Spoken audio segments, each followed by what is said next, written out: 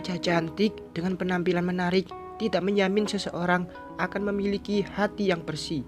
Contohnya iparku yang satu ini, rupa yang nyaris sempurna tanpa celah, harus ternoda dengan hati yang memiliki rasa iri dan dengki yang tertanam di hatinya.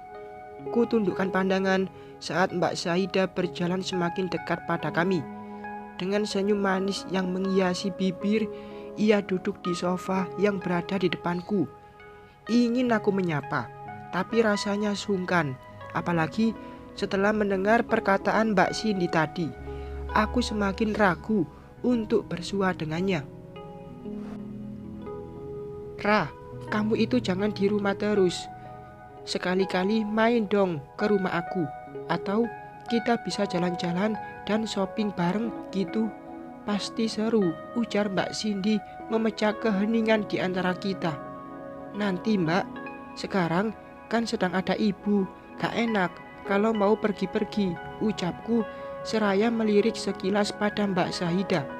Namun dia tidak berekspresi, terkesan bodoh amat dan memilih memainkan ponsel. Ya Tuhan, aku greget banget melihatnya. Iya juga sih, emangnya ibumu pulang kapan? Besok pagi Mbak.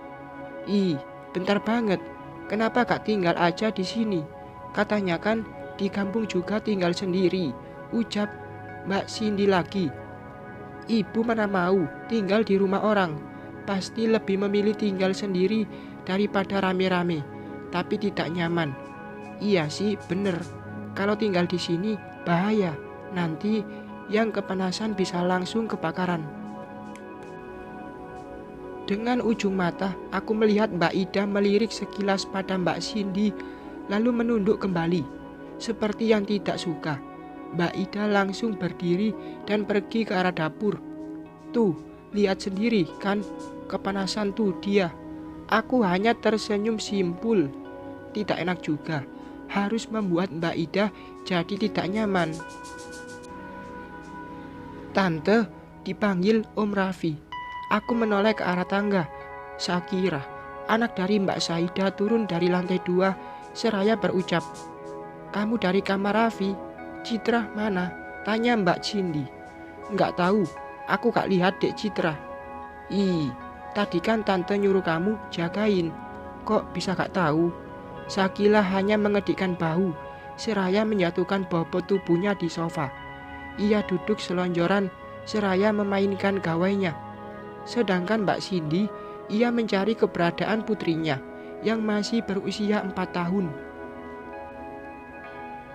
"Om Raffi, ada apa manggil tante, Sah?" Gadis remaja berusia 15 tahun itu melihatku. Ia langsung duduk tegak dengan kaki yang ia jatuhkan ke lantai. Mungkin kangen sama tante. Aku mengangkat kedua alis mendengar jawaban dari Shakira. Dia sama saja dengan ibunya, cuek dan irit bicara. Aku pun memilih pergi ke kamar untuk menemui suamiku. Setelah sampai di sana, ternyata Mas Raffi tengah berdiri di balkon. Aku menghampiri dia dan menyusupkan kedua tangan ke pinggangnya, memeluk Mas Raffi dari belakang. "Mas," memanggilku. Sentuhan tangan Mas Raffi terasa hangat di punggung tangan yang kulingkarkan di perutnya. Ia menarik tanganku agar semakin mengeratkan pelukan. "Iya, ada apa? Butuh sesuatu?" tanyaku lagi. "Tentu, butuh kamu."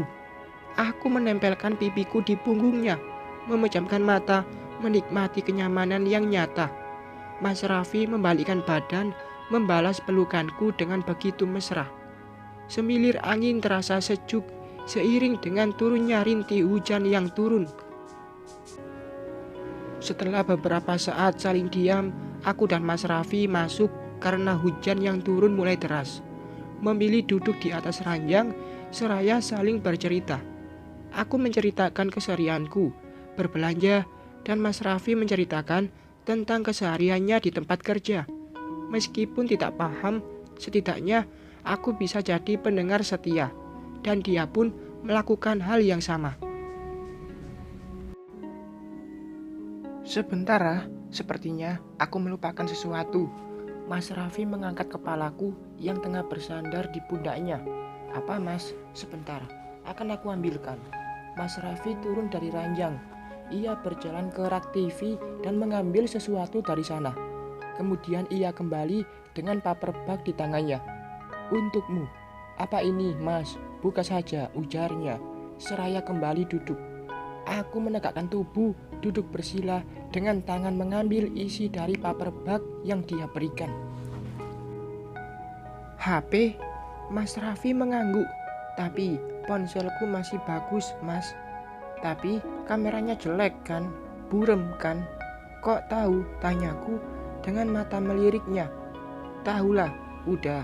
Sekarang pakai ponsel yang itu. Simpan yang lama. Semuanya sudah lengkap. Kamu tinggal pakai saja. Semua nomor keluarga sudah aku simpan di sana. Pengen meluk, ucapku dengan manja. Seraya merangsek memeluk Mas Raffi. Ia terkekeh, seraya membalas pelukan dariku. Dah kita turun yuk. Ini sudah waktunya makan siang. Ajak ibu dan Mimi untuk makan bersama, ujar Mas Raffi melepaskan pelukan. Aku mengangguk patuh, menyimpan ponsel baru darinya, lalu keluar dari kamar dan pergi ke kamar ibu. Sedangkan Mas Raffi, ia pergi lebih dulu ke ruang makan. Kok gak ada, kataku saat melihat kamar ibu yang kosong. Cari siapa? Mbak Cindy keluar dari kamar sebelah dan langsung bertanya. Ibu sama Mimi, Mbak. Aku mau ajak mereka makan. Oh, udah di ruang makan. Tadi sudah dipanggil sama Mama, ucapnya serayat menutup pintu kamar. Aku pun berjalan beriringan dengan Mbak Cindy ke ruang makan. Ternyata semuanya sudah berkumpul di sana, termasuk Papa yang tidak aku tahu kapan ia pulang. Tidak ada yang bicara di meja makan. Semuanya sibuk dengan makanan masing-masing, hingga akhirnya Mbak Cindy mulai bersuara. Pah, Ma, malam ini aku nginep di sini ya. Tiba-tiba Citra demam. Kalau dibawa pulang, gak ada siapa-siapa di rumah. Mas Rafa sedang seminar keluar kota. Citra demam. Kok bisa? Tanya Papa. Tadi main air hujan, Pak. Ya sudah, nginep aja. Mama juga khawatir kalau di rumah gak ada Rafa, pungkas Mama. Suasana kembali hening sampai makan siang sudah selesai. Mama serta anak dan menantunya memilih berkumpul di ruang televisi, menikmati acara seraya mengobrol dan bercengkrama. Begitupun denganku dan ibu. Kita ikut berbincang dengan keluarga suamiku. Setelah beberapa saat mengobrol, aku pamit untuk membantu ibu berkemas. Besok mereka akan pulang dan aku ingin menghabiskan waktu yang tersisa sedikit dengan ibuku. Rah, kok kesannya ibu seperti minta-minta ya? Datang ke sini tidak bawa apa-apa, tapi pulangnya segala macam dibawa. Aku menghentikan tangan sejenak yang sedang memasukkan oleh-oleh yang diberikan Mama, lalu melihat pada ibu yang wajahnya sudah ditekuk. Jangan bicara seperti itu, Bu. Ibu kan tidak minta. Semuanya Mama yang ngasih. Mama yang punya inisiatif untuk memberikan ini pada ibu. Iya, tapi ibu takut jadi omongan tetangga. Takut dibilang memanfaatkan kamu gitu. Tahu sendiri, tetangga di kampung mulutnya seperti apa, ujar ibu lagi. Kalau ada yang nyinyir, ada yang julid sama ibu, bilang saja sama mereka. Kalau menantu ibu itu orang kaya, sultan, ujarku mengambil lakban dan menempelkannya pada kardus. Jangan khawatir, Bi, biar aku yang ngadepin mereka. Aku bahkan sudah punya rekaman raya waktu di pesta. Terus aku juga sudah videoin seluruh rumah ini. Pokoknya Bu Rahmi dijamin bakalan pingsan lagi kalau lihat ini, ujar Mimi seraya memperlihatkan video yang dia rekam sendiri. Aku jadi tertawa sendiri mengingat kejadian di pesta waktu itu. Bersambung.